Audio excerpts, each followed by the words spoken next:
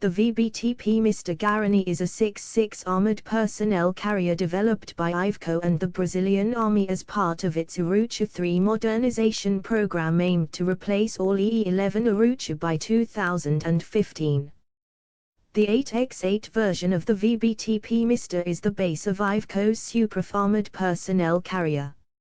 In the program other Brazilian companies also participated, such as Imbel, Communications, Elbit, Armaments, Usiminas and Villares, development of national ballistic structural steel.